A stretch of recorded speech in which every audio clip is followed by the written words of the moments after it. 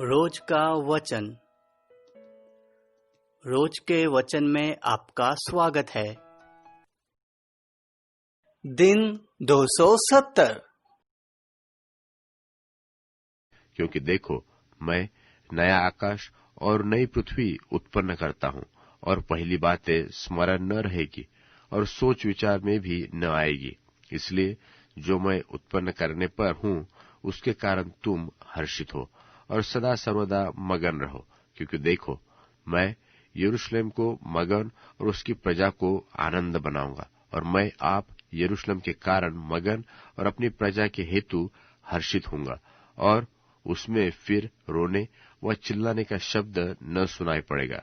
उसमें फिर न तो थोड़े दिन का बच्चा और न ऐसा बूढ़ा जाता रहेगा जिसने अपनी आयु पूरी न की हो, क्योंकि जो लड़कपन में मरने वाला है वह 100 वर्ष का होकर मरेगा, परंतु पापी तो 100 वर्ष का होकर श्रापित ठहरेगा। वे घर बनाकर उनमें बसेंगे और दाख की बारियां लगाकर उनका फल खाएंगे। ऐसा नहीं होगा कि वे तो बनाए और दूसरा बसे, व वे तो लगाए और दूसरा खाए। क्योंकि मेरी प्रजा की आयु वृक्षों की सी होगी, और मेरे चुने हुए अपने कामों का पूरा लाभ उठाएंगे। उनका परिश्रम व्यर्थ न होगा, और न उनके बालक घबराहट के लिए उत्पन्न होंगे, क्योंकि वे यहोवा के धन्य लोगों का वंश है, और उनके बाल बच्चे उनसे अलग न होंगे। और ऐसा होगा कि उनके पुकारने से पहले ही मैं उनको उत्तर दूंगा, और उनके मांगने ही के मैं उनकी सुन लूंगा। भेड़िया और मेमना एक संग चरा करेंगे, और सिंह बैल की नाई भूसा खाएगा, और सर्प का आहार मिट्टी रहेगा। मेरे सारे पवित्र पर्वत पर न तो कोई किसी को दुख देगा और न कोई किसी की हानि करेगा। यहोवा का यही वचन है।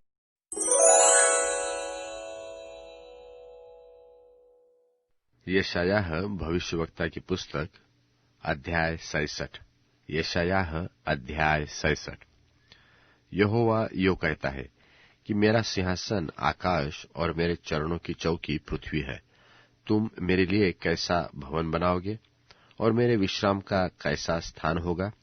यहोवा की यह वाणी है कि ये सब वस्तुएं मेरे हाथ की बनाई हुई है। सो यह सब तो है ही, परंतु मैं तो उसकी ओर दृष्टि करूंगा, और दीन और खेदित मन का हो, और मेरा वचन सुनकर थरथराता हो। बैल का बलि करने वाला मनुष्य के मार डालने वाले के समान है, और जो भेड़ का चढ़ाने वाला है वह उसके समान है जो कुत्ते का गला काटता है। जो अन्न बलि चढ़ाता है वह मानो सुअर का लोहू चढ़ाने वाले के समान है, और जो लोबान जलाता है उसके समान है जो मूरत को धन्य कहता है। हाँ, उन्होंने अपना अपना मार्ग चुन लिया है, और घिनौनी वस्तुओं से उनके मन प्रसन्न रहते हैं। इसलिए मैं भी उनके लिए दुख की बातें निकालूंगा, और जिन बातों से वे डरते हैं उन्हीं को उन पर लाऊंगा। क्योंकि जब मैंने उन्हें बुलाया तब कोई न बोला, और जब मैंने उनसे बातें की तब उन्होंने मेरी न सुनी। परंतु जो मुझे बुरा लगता है वही वे करते रहे, और जिससे मैं अप्रसन्न होता हूँ उसी को उन्होंने अपनाया। यहोवा का वचन सुनो। तुम जो यहोवा का वचन सुनकर थरथराते हो, तुम्हारे भाई जो तुमसे बैर रखते और तुमको मेरे नाम के निमित्त अलग कर देते हैं, उन्होंने तो कहा है कि भला यहोवा की महिमा बढ़े, जिससे हम तुम्हारा आनंद देखने पाए, परंतु अंत में उन्हीं को लज्जित होना पड़ेगा। देखो, नगर से कोलाहल की धूम, मंदिर से ही एक शब्द सुनाई देता है। वह यहोवा का शब्द है, जो अपने शत्रुओं को उनकी करनी का फल देता है। उसकी पीड़ा उठाने से पहले ही उसने जन्म दिया, उसको पीड़ाए होने से पहले ही उसने बेटा जन्मा। ऐसी बात किसी ने कभी सुनी? ऐसी बात किसने कभी देखी? क्या देश एक ही दिन में उत्पन्न हो सकता है? वह क्या जाति क्षण मात्र में उत्पन्न हो सकती है? क्योंकि सियोन की पीड़ाएं उठी ही थी कि उसके संतान उत्पन्न हो गए। यहोवा कहता है कि क्या मैं उसे जन्माने के समय तक पहुंचाकर न जन्माऊं? फिर तेरा परमेश्वर कहता है कि मैं जो जन्म देता हूं, क्या कोख बंद करूं? हे यरूशलेम से सब प्रेम रखने वालों, उसके साथ आनंद करो और उसके कारण मगन हो। हे उसके विषय सब विलाप करने वालों, उसके साथ बहुत हर्षित हो, जिससे तुम उसके शांति रूपी स्तन से दूध पी पी कर तृप्त हो और दूध निकालकर उसकी महिमा की बहुतायत से अत्यंत सुखी हो। क्योंकि यहोवा यो कहता है कि देखो, मैं उसकी ओर शांति को नदी की नाई और अन्य जातियों के धन को बाढ़ में चढ़ी नदी के समान उसमें बहा दूंगा, और तुम उसमें से पियोगे और गोद में उठाए जाओगे और घुटनों पर कुदाए जाओगे।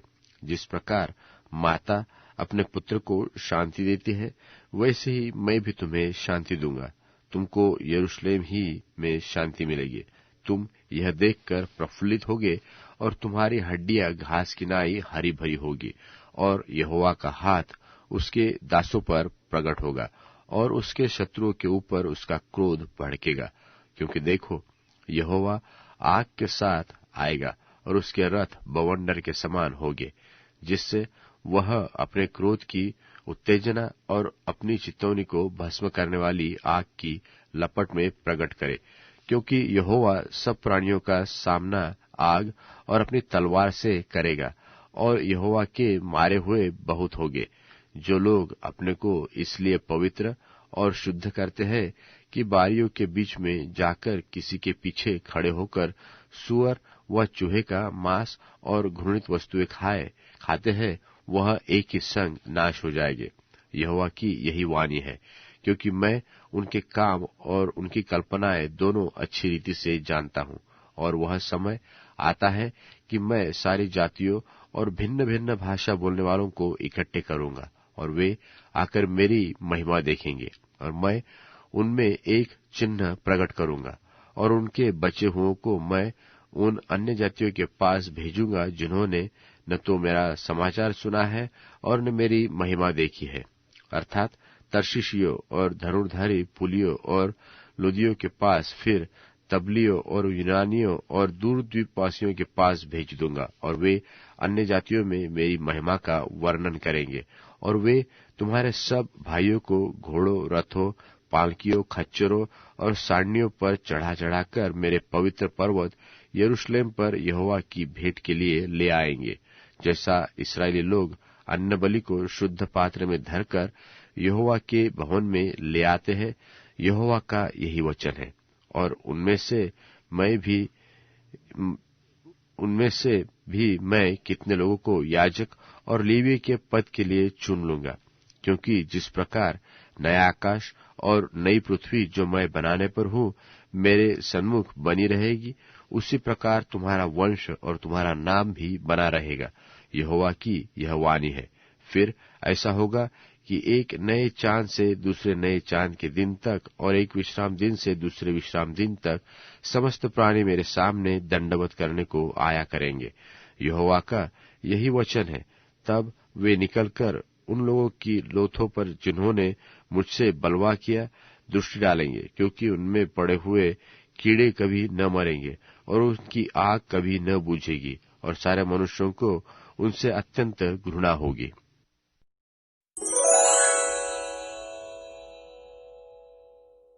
क्योंकि एक समय था जब तुम अंधियारा थे, लेकिन अब यीशु में उजाला हो, इसलिए उजाले की संतान की तरह जीवन जियो। इसलिए कि रोशनी का असर सब तरह की अच्छाई, धार्मिकता और सच्चाई में है। यह मालूम करते हुए कि यीशु को क्या भाता है, अंधियारे के बेकार के कामों के साथ किसी तरह की साझेदारी मत रखना, लेकिन उन्हें सबके सामने प्रकट करना। क्योंकि उन बातों के बारे में जिन्हें वे छिपकर करते हैं, मुंह से कहने में भी शर्म आती है। लेकिन वे सभी बातें जिनका खुलासा किया जाता है, रोशनी के द्वारा दिखाई देती हैं। इसलिए कि जो भेद खोलने वाली है वो रोशनी ही है। इसलिए लिखा है, तुम जो सो रहे हो जाग जाओ और मरे हुओं में से जी उठो, और यीशु की रोशनी तुम्हें मिल जाएगी। इसलिए गौर से देखो कि तुम बेवकूफों की तरह नहीं, लेकिन अक्लमंदों की तरह चलते हो। समय की कीमत जानो, क्योंकि दिन बुरे हैं। इसलिए नादान मत बनो, बुद्धिमानी से समझो कि यीशु की इच्छा क्या है। नशे से दूर रहो, क्योंकि इससे जिंदगी बर्बाद हो जाती है, लेकिन पवित्र आत्मा से भरपूर होते जाओ। आपस में एक दूसरे से और मन में यीशु के लिए भजन, गीत और आत्मिक गीत गाते और गुनगुनाते रहो।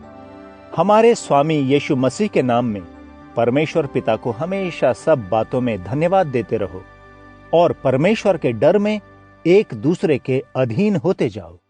पत्नियों, अपने पतियों की अधीनता में ऐसे रहो जैसे यीशु मसीह के, क्योंकि पति भी पत्नी का प्रधान है, जिस तरह से मसीह चर्च के प्रधान हैं, इसी देह के वह बचाने वाले हैं। लेकिन जिस तरह से चर्च मसीह की अधीनता स्वीकार करता है, पत्नियों को भी सभी बातों में अपने पति की माननी चाहिए।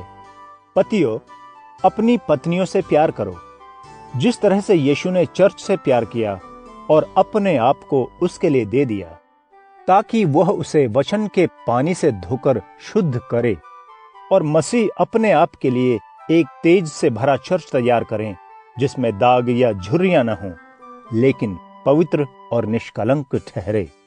इसलिए पतियों को अपनी पत्नियों से इस तरह प्यार करना चाहिए जैसे वे अपनी देह से करते हैं। जो अपनी पत्नी से प्यार करता है, वह खुद से प्यार करता है। कभी भी कोई व्यक्ति अपनी देह से नफरत नहीं करता है, लेकिन वह उसकी देखभाल करता है जैसे यीशु चर्च के साथ करते हैं, क्योंकि हम उनकी देह के भाग हैं। इसलिए एक पुरुष अपने पिता और माता को छोड़ेगा और अपनी पत्नी से जोड़ा जाएगा और वे दोनों एक तन हो जाएंगे। यह एक बड़ा रहस्य है, लेकिन मैं तो मसीह और चर्च के बारे में कह रहा हूं। फिर भी तुम में से हर एक व्यक्ति अपनी पत्नी से ऐसा प्रेम रखे जैसा वह खुद अपने आप से रखता है। पत्नी को भी अपने पति की इज्जत करनी चाहिए।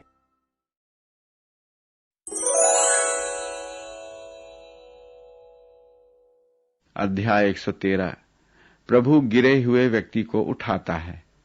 प्रभु की स्तुति करो, ओ प्रभु के सेवकों, स्तुति करो, प्रभु के नाम की स्तुति करो।